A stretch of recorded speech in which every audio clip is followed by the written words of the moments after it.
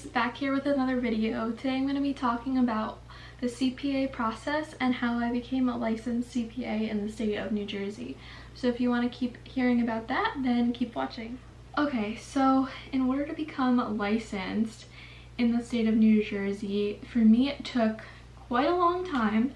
The first step you're going to need to do is have 150 credits, and 24 of those I believe need to be accounting credits, so that's kind of the prerequisite to all of this. I believe you can sit for the CPA exam with 120 as long as you plan on getting the last 30 before you graduate. So essentially what you do is you have to take all 4 tests, and if you want to see a video about how I passed the CPA exams, I'll link it above, but it's basically just a long process. You need to get some textbooks to study. Personally, I used Becker CPA. I know they also have like Roger CPA, Ninja, whatever works best for you really. And this is a long process. It could take, between 6 months to, I know some people who have been working on it for years and years. So, you've really got to be dedicated to it, but it will pay off in the future because CPAs are well known in the industry and do make a higher salary than if you don't have a CPA.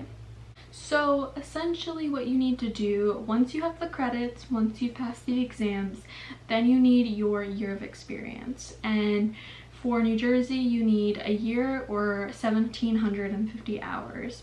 And this can be fulfilled either through public accounting, private accounting, or I believe government accounting as well.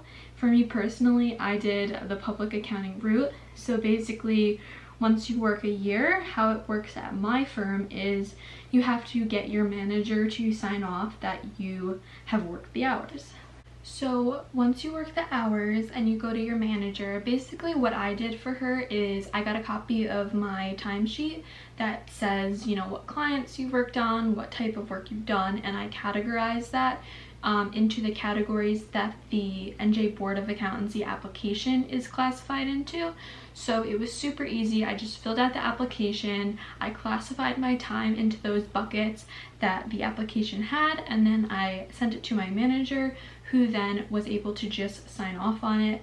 And then it kind of goes through the firm makes sure everything's kind of legit, and then you can just email it to the Board of Accountancy. And this was something that was different than done previously. Since COVID happened, they weren't taking actual physical applications, you just had to email it to them. So I think now they're taking mail again, so I would check on that. But for me, once you got your sign off and you had your experience and you categorized everything, you just sent it into the NJ board, and then it's time for them to review it.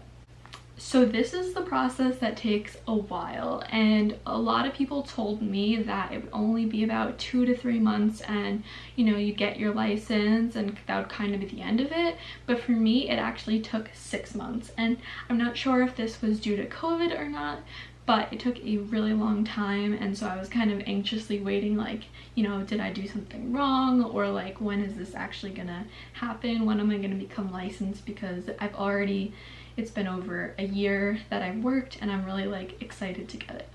So finally, after 6 months, they finally got back to me and they said, you just need to pay this fee and then you're licensed. So once I paid the fee, they issued me a license number, and now I'm licensed.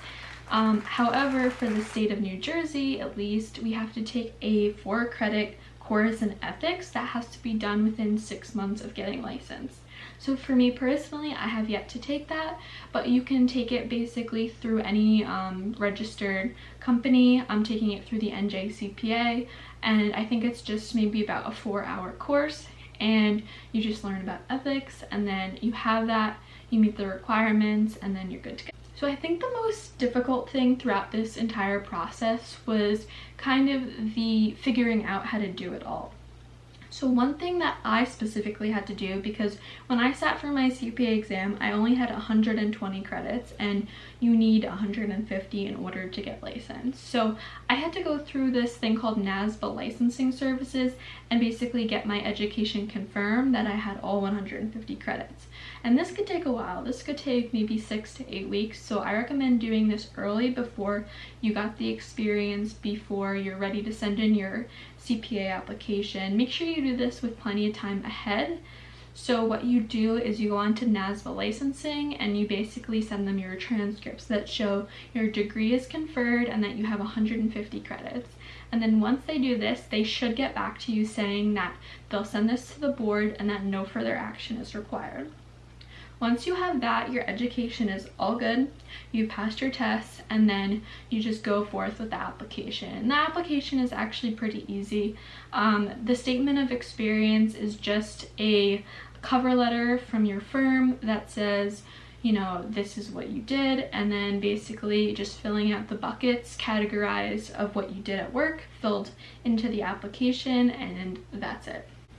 So I hope you guys enjoyed this video, and I hope it taught you a little bit about what the CPA process is like. I know this was pretty general, so if you have any other specific questions, just leave them in the comments below and I'll get back to you on them, and I'll see you in the next video.